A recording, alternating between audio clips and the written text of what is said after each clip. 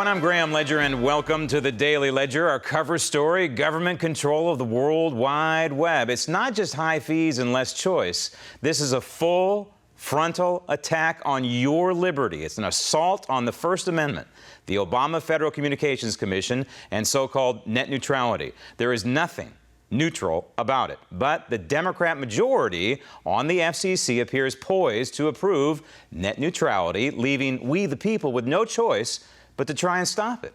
In the end, the scheme amounts to overreaching regulations resulting in higher costs for you and me through new internet taxes. In effect, what you do is you're banning the essence of markets. You're banning pricing, you're banning discounts. For content providers, you're banning premium service, all sorts of market-based mechanisms that make the internet, make every market, every industry work in America.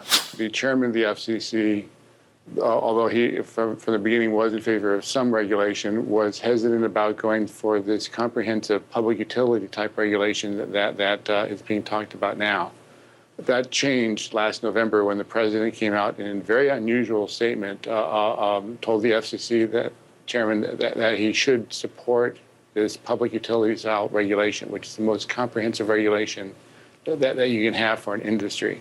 It really is almost unheard of for the FCC to take direction directly from the White House like that. And it was President Obama who personally made the pitch. Now, Congress can do something about net neutrality, but where are they? Where's the Republican leadership on this? The silence is deafening. To be fair, the House Oversight Committee and the Senate Governmental Affairs Committee are investigating. However, stopping net neutrality should be a front burner piece of material, right? This is an attack not just on your ability to access the World Wide Web, it's an attack on the Bill of Rights. Joining me now from our bureau in Washington, D.C., FCC Commissioner Ajit Pai.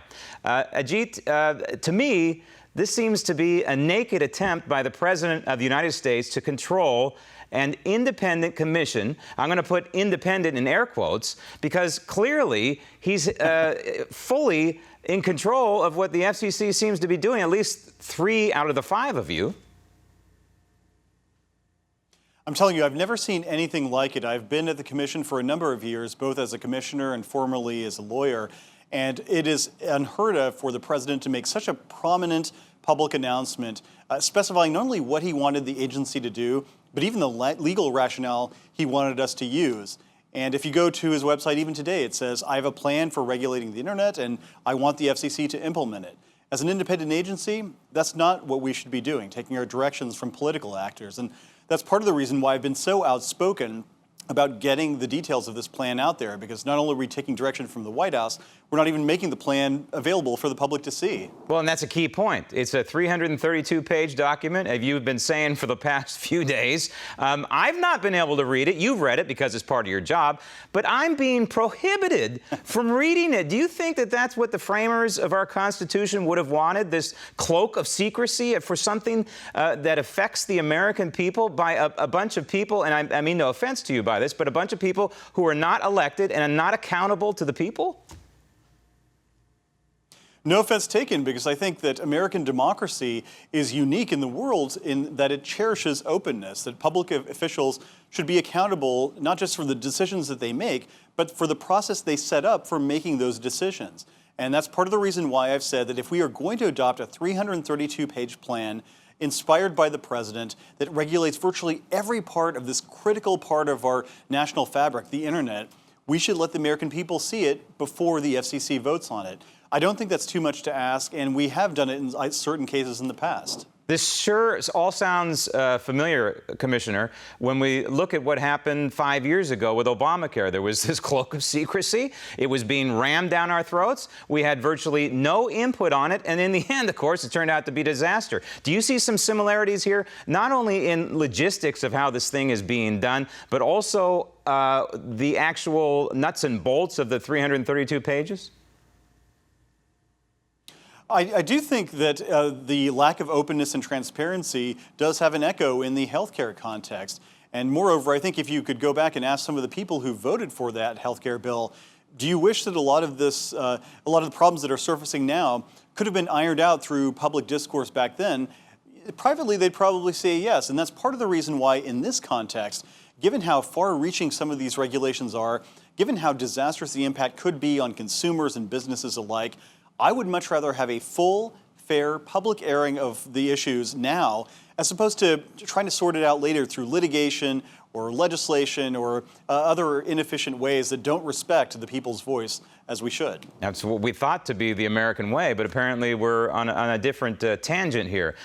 You have come out and you've been very honest, I think, about your assessment of the 332 pages of net neutrality, and you have said this week that it's worse than you thought. What is the worst aspect of it, in your opinion? To be honest, it's hard to pick just one, but a few of them are much higher broadband bills as a result of new taxes, billions of dollars of new taxes that are going to be showing up for your internet service. Secondly, the fact that there are going to be slower speeds and fewer broadband options throughout the country as businesses struggle to comply with these complex regulations, opening the door to trial lawyers filing lawsuits all over the country for this or that internet practice. And finally, and perhaps most perniciously when you think about it, the FCC for the first time is going to start second-guessing even what kind of service plan you have. And it explicitly mentions, for example, T-Mobile's Music Freedom, which allows you to stream music onto your mobile device without counting against a data cap. The FCC explicitly tees that up as a practice it might end up outlawing. And so, going back to the healthcare context, I think if you like your service plan, you should be able to keep your service plan, and the FCC shouldn't be able to take it away from you. And this plan does drill all the way down to the retail level, very similar to Obamacare. Again, I haven't read it, but I'm kind of piecing all this together, very similar to Obamacare. It looks like the government wants to get involved in what kind of plan I can buy from an internet carrier.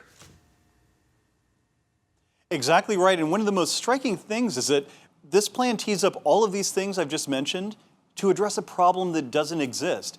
You can look throughout the 332 pages after the FCC votes on it, and you'll see that the agency never identifies any existing systemic problem to the entire internet marketplace. I mean, I'm not making that up. There's no problem that's identified that needs to be solved. There's a lot of talk about hypotheticals and maybe in the futures and could have the incentive tos.